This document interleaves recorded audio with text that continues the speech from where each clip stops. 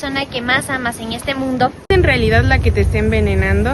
Una película de terror ni un caso de Netflix. Este es un trastorno real mental oculto en el DSM-5, donde el amor se convierte en el amar más peligroso en el mundo. Hola a todos, hoy vamos a exponer sobre el trastorno facticio impuesto o como antes se le conocía como el trastorno de Munchausen por poderes. Aquí nos basamos básicamente en el manual DSM-5, que la característica esencial de este cuadro es la falsificación o la provocación deliberada de signos, síntomas, lesiones físicas y psicológicas en otra persona, que su comportamiento es engañoso y con una intención. Para poder diagnosticarlo, necesitamos cumplir con 4 criterios. El primer criterio es el criterio A, que alguien falsifica tus síntomas, tanto físicos como psicológicos, donde esta es una causa de lesión o una enfermedad que da a otra persona mediante el engaño. El criterio B es que el agresor presenta a la víctima ante los demás, especialmente ante un médico o ante hospitales, como si esta persona verdaderamente estuviera enferma. El criterio C es el engaño evidente. Incluso no hay una recompensa económica, sino que esto no lo hacen por dinero o por una herencia. Y por último, el criterio D, que este es un comportamiento que no se explica mejor con otro trastorno, ya que el agresor está consciente de sus actos y sabe perfectamente lo que está haciendo. Aquí habitualmente conocemos que tu cuidador, que es madre o padre, da el daño hacia tu hijo. Listo, tenemos que es de vital importancia aclarar las pautas de riesgo y los diagnósticos que existe en el DSM-5. El diagnóstico se le aplica exclusivamente al autor de la falsificación, no a la víctima. Al perpetrador se le asigna el código de trastorno facticio, mientras que a la víctima se le debe registrar de forma paralela un diagnóstico de maltrato o abuso. Tenemos, por ejemplo, que es el maltrato físico infantil. Clínicamente se debe especificar si se trata de un episodio único o un episodio recurrente. Si hay 2 o más acontecimientos de falsificación. ¿Cómo se diagnostica en la práctica? Tenemos que se requiere demostrar que el autor realiza las acciones susceptivas, que estas son ocultas, para causar o simular los síntomas. Tenemos también que los métodos comunes incluyen exagerar patologías existentes, fabricar resultados de laboratorio o inducir directamente daño inyectado sustancias o podría ser contaminando las muestras. Para el diagnóstico diferencial tenemos que debemos distinguir de la simulación. En la simulación hay un incentivo externo que es evitar el trabajo o la cárcel. También podría ser el buscar las indemnizaciones financieras. Y en el trastorno facticio, el único fin es en sí asumir el rol del cuidador a un enfermo para tener en sí una atención. Ok, vamos a seguir con las funciones psíquicas y qué se altera y el porqué de esto. Bueno, este es un análisis clínico muy fascinante porque debemos estudiar tanto al agresor como a la víctima. Vamos a empezar con el perpetrador. Aquí en las funciones cognitivas básicas como la conciencia, la percepción y el lenguaje se mantienen lúcidas y alineadas con la realidad externa, ya que sus actos son planeados meticulosamente.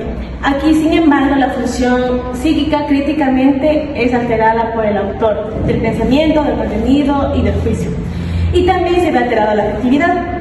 ¿Qué es lo que pasa con este pensamiento? Aquí prácticamente existe una distorsión muy grave sobre el juicio crítico, también la escala de los valores que tiene la persona. Este pensamiento está totalmente focalizado hacia la necesidad patológica de engañar y también poder recibir una validación afectiva como un buen padre o un cuidador ejemplar. Las razones de estas alteraciones, aquí prácticamente psicológicamente existe un patrón de personalidad desadaptativa. Con esto me refiero a los rasgos histriónicos, a lo parte antisocial de la persona. Aquí el perpetrador utiliza el engaño sistemático como un mecanismo de defensa para así poder regular las carencias afectivas y también los traumas que no tiene resueltos. Aquí la única forma de sentirse valioso es prácticamente controlando la salud de otra persona que está indefensa. Ahora pasamos a evaluar el severo impacto de las funciones psíquicas de la víctima. Generalmente estos son en niños pequeños. Debido al maltrato crónico y la administración de medicamentos innecesarios o tóxicos, las funciones psíquicas solicitadas se distribuyen de la siguiente manera. La conciencia principalmente se altera profundamente, puede pasar por un estado de obnubilación, confusión o letargo crónico. ¿Por qué pasa? Debido a las intoxicaciones biológicas provocadas prácticamente por el cuidador. Esto quiere decir por una sobredosis de medicamentos o sedantes. Ahora tenemos la parte de la atención, que presenta una severa hipoprosexia, que esto es la reducción drástica de las capacidades de la atención. ¿Por qué pasa? El cerebro de la víctima está concentrado defensivamente en el dolor físico y bajo efectos neurodepresores de los fármacos inducidos, impidiendo fijarse en los estímulos del entorno. Y por último tenemos la memoria, que sufre de amnesias retrógradas o lagunas amnésicas. ¿Por qué pasa? La combinación de los traumas psicológicos crónicos provocados por el maltrato junto con las alteraciones metabólicas causadas por las enfermedades inducidas impide la correcta consolidación y almacenamiento de los recuerdos a largo plazo. Ya, para poder concluir con las funciones psíquicas en la víctima, vamos a analizar las últimas 2 áreas psíquicas restantes.